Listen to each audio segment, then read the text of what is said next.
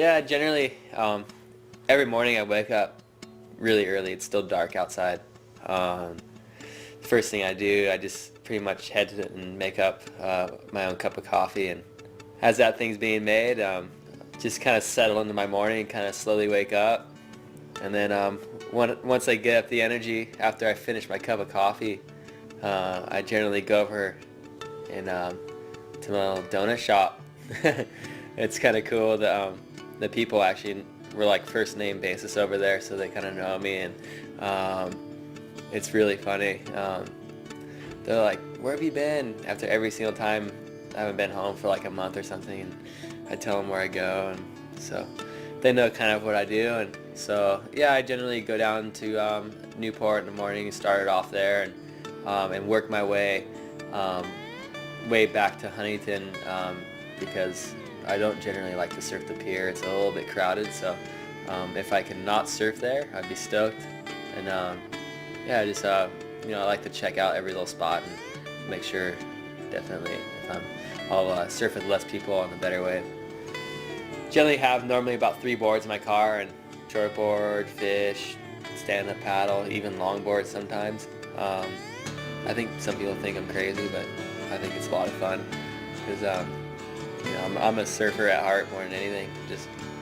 I just love to surf, and it could be any day. I'll go out, glassy, choppy, I don't really care. It's just as long as I can find a wave by myself and just cruise on.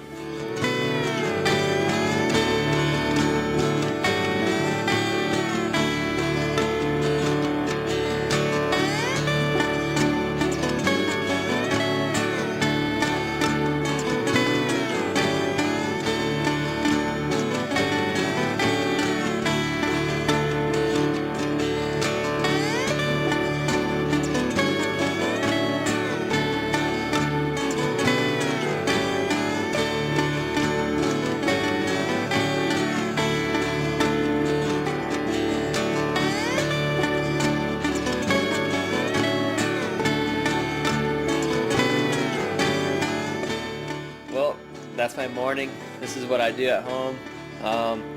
It's not all that exciting, but it's home, and yeah, it's nice to be here.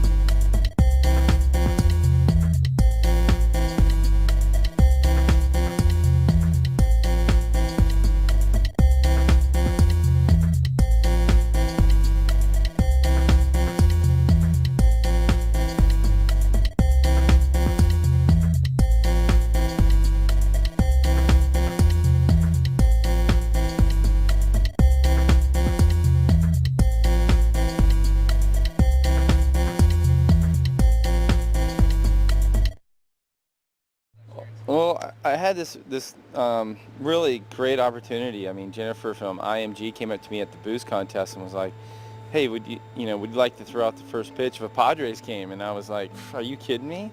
That would be an honor, you know?" And I kind of didn't expect it to. I thought it was like a maybe, and then I get a phone call and they're like, "Yeah, it's on. You're golden for Friday," and I was like stoked.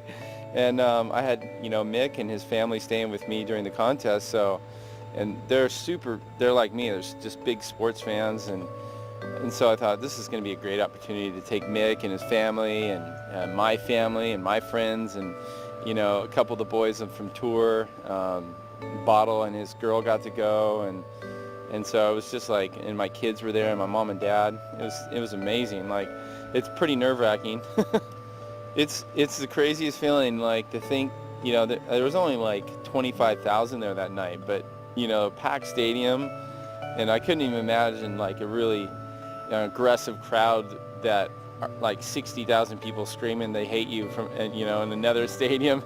I was thinking about my friend Trevor Hoffman, who pitches for them, I was thinking, God, man, the pressure these guys are under, it's just amazing. You know, I loved it. I guess I got a little freaked out because the girl that set it up when we got there kept saying, oh, whatever you do, just don't bounce it in front of the plate. They're going to boo you. And I was like, God, man, why don't we focus on the positive here? And now let's meet our ceremonial first pitch honorees. Please welcome one of the greatest professional surfers in the world and a Carlsbad resident, Taylor Knox.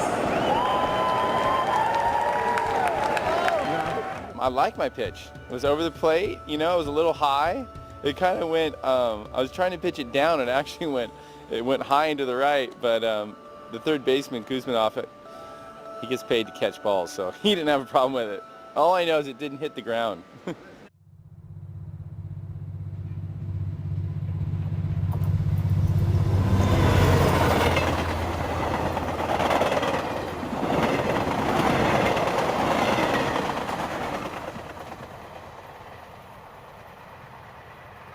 I'm Sonny Garcia. We're here with Kelly Slater, and we're gonna ask him some questions.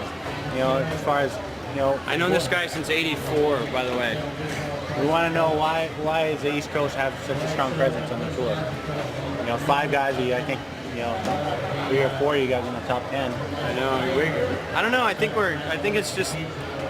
I have this theory that starting in bad waves, even though you grew up in Hawaii, you surfed Makaha and which isn't a bad wave, but Miley is like a mush burger. It's like Florida. So, I don't know. I have this theory that when you start in slower waves, that you can kind of translate that to bigger, faster waves a little easier. As opposed to when you start in big waves or good waves, like you start at snapper, you're gonna surf good, but you're gonna hate crappy waves. So, I don't know. I think we get hungry. And then I think we feel like we got something to prove because everyone expects we can't take off on a wave over head high. well, I stayed in Florida for a long time, and I actually surfed Coco when it was flat. I actually surfed second light. I remember being there for 3 weeks and being flat, and the second light got like 2 feet, and I was stoked to surf. So I guess that could be a reason.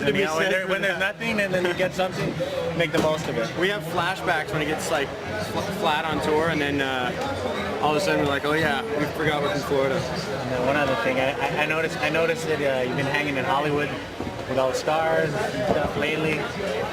How's that compare to hanging out with the boys on tour, and then like going to a completely different level of hanging out with movie stars and stuff. Yeah, it's different. It's I guess through surfing, so many people have gotten involved in surfing the last few years, and then you hang out with someone like Cameron. We're like good buddies, but it's perceived as something different for whatever reason, sensationalism. But she loves to surf, she has a passion for surfing. So there's quite a few people I've met that everyone knows from other walks of life, but they like to surf, and I sort of live up in LA when I'm not traveling, when I'm in California, and through a lot of different connections, meet all these people that surf, play music, that are actors and actresses, that, on a different side of life, and it's pretty interesting to sort of walk amongst that a little bit. And, you've had your little taste of that stuff. Yeah. You were a big TV star a couple years ago.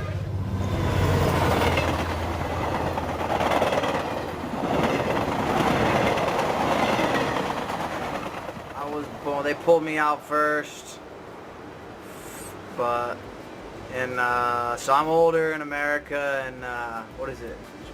Japan. Damien's older. He spent longer in the womb. Yeah. They painted one of our toenails so they could make sure which one was CJ or Damien. They could have got mixed up for sure.